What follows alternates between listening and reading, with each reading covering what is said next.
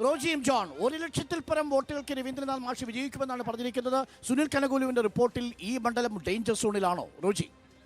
CPM-ന്റെ പ്രതിനിധിക്ക് vote എണ്ണുന്ന ദിവസം വരെ ശുഭാപ്തി വിശ്വാസത്തിനുള്ള എല്ലാ അവകാശമുണ്ട്. ചാലക്കുടിയുടെയും മുകുന്ദപുരത്തിന്റെയും ഒക്കെ ചരിത്രം കേരളക്കാർക്ക് നന്നായിട്ട് അറിയാവുന്ന കാര്യമാണ്. ഏതാനും ചില ഘട്ടങ്ങളിൽ മാത്രമാണ് ഈ നിയോജക മണ്ഡലം UDF-നെ കൈവിട്ടിട്ടുള്ളത്. അത് ഏറ്റവും ഒടുവിൽ കൈവിട്ടു പോയത് 2014 ശ്രീ ഇന്നസെന്റ്, സിനിമാ താരം കൂടിയായിട്ടുള്ള ശ്രീ ഇന്നസെന്റ് ഇവിടെ നിന്ന് 13,000 വോട്ടുകൾക്ക് വിജയിച്ച ഒരു തെരഞ്ഞെടുപ്പാണ്. ഇവിടെ CPM-ന്റെ പ്രതിനിധി ഇവിടെ സൂചിപ്പിച്ചത് ശ്രീ ബെന്നി ബെഹനാൻ MP-യെ കാണാൻ കിട്ടിയില്ല എന്നാണ് പറഞ്ഞത്. ഇന്നസെന്റ് MP-നെയാണോ കാണാൻ കിട്ടാതിരുന്നത്, അതോ ബെന്നി ബെഹനാൻ MP-നെയാണോ ഈ നിയോജകമണ്ഡലത്തിൽ കാണാൻ കിട്ടാതിരുന്നത് എന്നുള്ളത് ചാലക്കുടിക്കാർക്ക് നന്നായിട്ട് അറിയാം. ഇന്നസെന്റ് MP-യെ ഞങ്ങൾക്ക് കണ്ടിട്ടില്ല എന്ന് ഞങ്ങൾ ആരും പറയുന്നില്ല. കാരണം TV-യിൽ ഞങ്ങളെല്ലാവരും നിരന്തരമായിട്ട് അദ്ദേഹത്തെ കാണാറുണ്ടായിരുന്നു. പക്ഷേ ശ്രീ ബെന്നി ബെഹനാൻ കഴിഞ്ഞ 5 വർഷക്കാലം ചാലക്കുടി നിയോജക മണ്ഡലത്തിൽ അങ്ങോളം ഇങ്ങോളം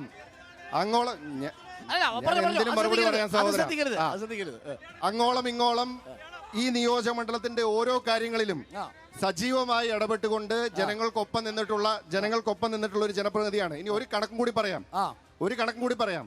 മുൻ MP ആയിരുന്ന ശ്രീ ഇന്നസെന്റ് അദ്ദേഹത്തിന്റെ MP ഫണ്ടിൽ നിന്നും ചെലവഴിക്കാതിരുന്ന 2.8 കോടി രൂപ ഉൾപ്പെടെ ശ്രീ ബെന്നി ബെഹനാൻ MP ആയി വന്നതിന് ശേഷമാണ് അത് വിനിയോഗിച്ചുകൊണ്ട് ഇവിടെ വികസന പ്രവർത്തനങ്ങളുമായിട്ട് മുന്നോട്ട് പോയിട്ടുള്ളത്. ഞാൻ അദ്ദേഹത്തിന്റെ നേതൃത്വത്തിൽ ഈ നിയോജക മണ്ഡലത്തിൽ കഴിഞ്ഞ 5 വർഷക്കാലങ്ങളിൽ നടത്തിയിട്ടുള്ള വികസന പ്രവർത്തനങ്ങൾ വേണമെങ്കിൽ എണ്ണി പറയാം. ഇവിടെ കോവിഡ് കാലത്തുണ്ടായ കാര്യങ്ങളെ കുറിച്ച് സൂചിപ്പിച്ചു. ഒരു കാര്യം നിങ്ങൾക്ക് ആർക്ക് വേണമെങ്കിലും പരിശോധിക്കാം.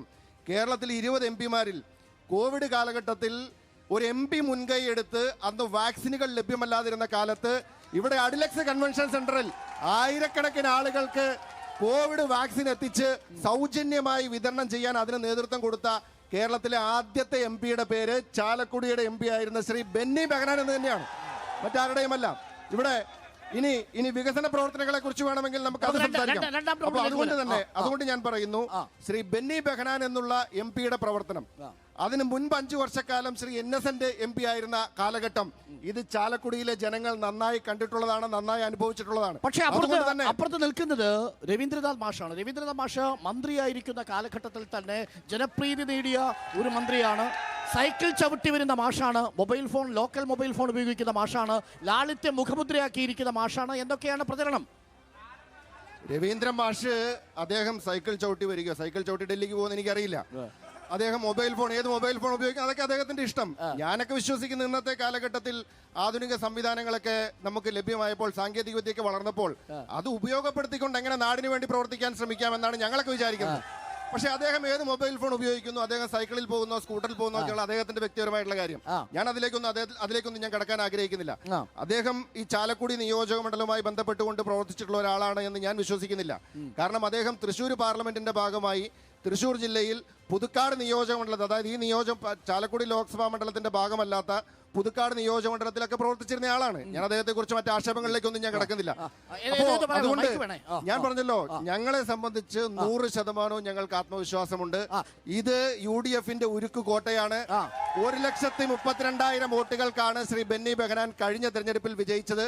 ഈ തെരഞ്ഞെടുപ്പിൽ നരേന്ദ്രമോദി സർക്കാരിന്റെയും പിണറായി വിജയൻ സർക്കാരിന്റെയും കൂടെ പ്രവർത്തനങ്ങൾ വിലയിരുത്തുന്ന ചാലക്കുടിയിലെ ജനങ്ങൾ കഴിഞ്ഞ തവണത്തേക്കാൾ വലിയ ഭൂരിപക്ഷത്തിൽ ശ്രീ ബെന്നി ബെഹനാനെ വിജയിപ്പിക്കുമെന്ന് കൃഷ്ണദാസ് നോക്കൂ. അതുക്കും മേലെയായിരിക്കും വിജയമെന്ന് ബെന്നി ബെഹനാന്റെ പാർട്ടി ഉറപ്പിക്കുമ്പോൾ മറുഭാഗത്ത് ശക്തനായ സ്ഥാനാർത്ഥിയെ കളത്തിലിറക്കിക്കൊണ്ട് LDF പ്രചരണത്തിന് മൂർച്ച കൂട്ടും.